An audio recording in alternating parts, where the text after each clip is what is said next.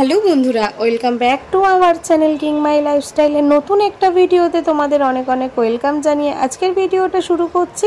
তো বন্ধুরা, আজকের ভিডিওটা কি হতে চলেছে তোমরা নিশ্চয়ই টাইটেল আর থাম্বনেল থেকে বুঝতেই পেরেছো। এখন বাজে বিকাল 4টে আর এখন থেকে আমি আমার ব্লগটা শুরু করছি। তো বন্ধুরা, এদিকে দেখো আমি আর মাই রেডি হয়ে গেছি, রেডি হয়ে গাড়ির জন্য ওয়েট করছি। তো তোমাদের দাদাভাই গাড়ি বুক করে দিয়েছে, গাড়িটা আসলে পরেই আমরা বেরিয়ে যাব।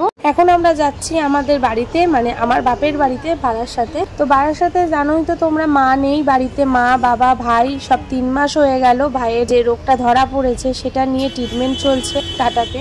তো তোমরা তো সবাই জানো, তোমাদেরকে বলেছি আর কি বলবো। এখন 3 মাস হয়ে গেল মা বাড়িতে নেই। তো মায়ের সংসারটাকে আগলে রেখেছে আমার দিদি। তো 3 মাস হয়ে গেল আমরাও যাইনি বাড়িতে। অ্যাকচুয়ালি যার মতো কন্ডিশনই ছিল না। তোমরা তো সবাই জানো ভাইয়ের কন্ডিশনটা কেমনই ছিল, খুব বাড়াবাড়ি হয়ে গেছিল। তো এখন সেই জায়গা থেকে ভাইয়ের এখন একটু ট্রিটমেন্টটা ঠিকঠাক, যার জন্য ভাইয়ের একটু আগের থেকে ভালো হয়েছে, সুস্থ হয়েছে। সেই কারণে এখন মনে হলো বাড়ি থেকে একটু ঘুরে আসা উচিত, কারণ বাড়ির পরিস্থিতিও সম্পূর্ণ আলাদা। বোনেরা যে রয়েছে, বোনেরা খাওয়া দাওয়াও করছে না ঠিকঠাক মতো।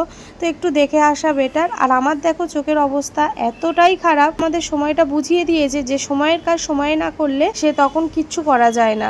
সকাল থেকেই আমার খুব চোখের প্রবলেমটা হচ্ছে, আর আমার তো এমনিতেই চোখের প্রবলেম আছে, তোমরা সবাই জানো। তো যাই হোক, কোনো রোগ নেই, কিছু নেই, চোখের প্রবলেমটা কি হয় না হয় আমি নিজেও বুঝি না। আর আমার এমনিতেই ডাস্ট অ্যালার্জি, কোল্ড অ্যালার্জি আছে। তো সেই থেকে হচ্ছে কিনা আমি বুঝতেও পারছি না, প্রচণ্ড অসুবিধা হচ্ছে। তো যাই হোক, সময়ের কাজটা সময়ে করা উচিত। তা মায়ের পড়া আছে, আজকে যেহেতু শনিবার, ভাবছি শনিবার রবিবার দিনটা থেকে সোমবার চলে আসব সকালে। তো যাই হোক, সেই কারণে আজকে যাওয়া। আজকে যদি না যাই তাহলে আর যাওয়াই হবে না। আর এদিকে দেখো আকাশের অবস্থাটা, তোমাদের দাদাভাই তো নেমে গেছিল, কাজ ছিল যেখানে, তো সেখানেই নেমে গেছে। আর আমি আর মাহি একাই যাচ্ছি। তো চলো বাড়িতে গিয়ে কথা হচ্ছে তোমাদের সাথে। অবশেষে আমরা বাড়িতে এসে পৌঁছেছি। আর এখানে তো কোনো বৃষ্টিই হয়নি, প্রচুর গরম এখানে। তো চলো এখন ফ্রেশ হয়ে নিই। তো বন্ধুরা, কালকে ফ্রেশ হওয়ার পর আর ব্লগটা কন্টিনিউ করতে পারিনি, কেননা বাড়িতে ঢোকার পর মন মেজাজটা সত্যি খুব খারাপ লাগছিল। মা ভাই কেউ নেই, বাড়িটা পুরো ফাঁকা। তাই এইসব কথাই হচ্ছিল, দিদি বোন সব বলছে বাড়ির মধ্যে আর থাকতে পারছি না। তো এইসব বলতে বলতে কান্নাকাটিও হচ্ছিল। তো সেই জন্য আর কালকে ব্লগটা কন্টিনিউ করতে পারিনি। তো আজকে সকাল থেকে ব্লগটা স্টার্ট করলাম। এই যে তোমাদের দাদাভাই সকাল হতে না হতে বাড়িতে চলে এসছে। আমাদের ফেভারিট পেটাই পরোটা আর ঘুগনি কিনে নিয়ে এসছে, আমাদের এখানে স্পেশাল। তো আমরা যখনই আসি এই পরোটাটা খেতাম। আর পরোটাটা যেই তোমাদের দাদাভাই নিয়ে এসছে, অমনি মনটা আরো খারাপ হয়ে গেল, কেননা ভাই এই পরোটা খেতে ভীষণ ভালোবাসতো। আমরা বাড়িতে আসলে এই ভাই গিয়ে পরোটাটাই নিয়ে আসতো। তো যাই হোক, ভাইয়ের জন্য মনটা খারাপ লাগছিল। এত বড় বাড়িটা পুরো ফাঁকা, আমাকে দেখেই তোমরা বুঝতে পারছো মনটা খারাপ। সেই আগের পুরনো কথাগুলো মনে পড়ছিল আর খুব কষ্টও হচ্ছিল যে ভাই মাঠে এই সময় খেলা করতো, কোনো কিছু দরকার হলে ভাইকে ডাকতাম, ভাই আয়, যেটাই বলতাম সেটাই ভাই নিয়ে আসতো ছুটে গিয়ে। হঠাৎ করে ভাই অনেক বড় হয়ে গেছিল, ভাইকে বলতাম ভাই তুই অনেক বড় হয়ে গেছিস, আর আমাদের কোনো চিন্তা নেই। ভাই শুনতো, সব বুঝতো। কয়েক বছর ধরে ওর মধ্যে এমনই একটা পড়াশোনার প্রতি নেশা এসেছিল, মানে সেটা তোমরা না দেখলে বিশ্বাস করতে পারবে না।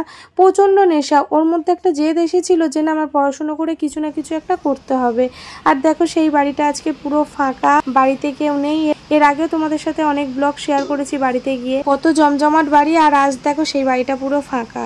তো যাই হোক, যত এইসব নিয়ে কথা বলবো আরো বেশি মনটা খারাপ হবে। দিদি ওইদিকে রান্নার সব জোগাড় করছে আর আমিও যাই। আমাদের দাদাভাই আসার সময় বাজার করে নিয়ে এসছে। বোনেরা বাজার হাট কিচ্ছু করে না, মানে খাওয়া দাওয়াই করেনি, শুধু সিদ্ধ ভাত হয়তো করে খেয়েছে। তো তোমাদের দাদাভাই আসার সময় এই জ্যান্ত মৌরালা মাছ পেয়েছিল, নিয়েছিল, কাতলা মাছও নিয়েছিল। কাতলা মাছটা ফ্রিজে রেখে দিলাম। দিদির ছেলে কুট্টু মৌরালা মাছ ভাজা খেতে ভালোবাসে, তার জন্য ছোট ছোট জ্যান্ত মৌরালা মাছ পেয়েছিল, নিয়ে এসছে। তো আর এইদিকে আমাদের জন্য সবার জন্য মাংস। এই দেখো গাছে তোমাদেরকে দেখাই, দুটো বড় বড় পেয়ারা গাছ বাড়ির মধ্যে। পেয়ারা গাছে পেয়ারা হয়ে পড়ে রয়েছে, সেই পেয়ারা খাওয়ার মতো লোক নেই বা পাড়ার মতো লোক নেই। আর ভাই থাকলে কি হয়, পারতো, পেরে রেখে দিত, বা মা থাকলে সবকিছু গুছিয়ে রাখতো। গাছে জল দেওয়ার লোক নেই, গাছ পুরো, গাছের পাতা দেখো ঝরে রয়েছে, পুরো শুকিয়ে রয়েছে। বাড়ির একটা অদ্ভুত অন্যরকম পরিবেশ। তো যাই হোক, দিদি এইদিকে রান্না জোগাড় করছে, আমিও রান্নার একটু দিদির সাথে হেল্প করি, আমি রান্না করব। আর এই এইদিকে তোমাদের পুরোনো বাড়িটা দেখাই। পুরোনো বাড়িটাও পুরো ফাঁকা। মা থাকলে সবকিছু গুছিয়ে টুছিয়ে রাখে, আর এত বড় বাড়িটা পুরো গুছানো তো একটা অসম্ভব ব্যাপার, কারণ মন মেজাজ ভালো নেই, সব কি গুছাবে বলো। আর মা যেটা করে সেটা কি দিদি বা বোন করতে পারে? আর এদিকে দেখো, এটা আমার দাদার মেয়ে মাহি এসছে, খুব আনন্দ। তো এখন সবাই একসাথে খেলা করছে। মাহির কুট্টু দাদা আর মাহির মানু দিদিয়া তিনজনে এখন খেলা করছে আর্মি। তো আমি ভাবলাম একটু তো ওদের খেলাটা তোমাদেরকে দেখায়, ওরা কেমন ভাবে খেলা করছে দেখো। আর আমি এইদিকে ভিডিও করছি বলে ওরা খেলতে চাইছে না। তো এইদিকে কুট্টুও লজ্জা পাচ্ছে। তো তারপরে আমি বললাম যে না, আমি ভিডিও করছি না, তো নর্মাল ভাবেই রেখেছিলাম ক্যামেরাটা। তো সেই কারণে ওরা ভাবছে যে ভিডিও করছে না। তারপরে ওরা একটু খেলা করছিল। তো আমি ভাবলাম দেখি একটু তোমাদের সাথেও শেয়ার করি, তোমরা খেলাটা বুঝতে পারছো কিনা বুঝতে পারছি না। এরা এদিকে আর্মি খেলা করছে।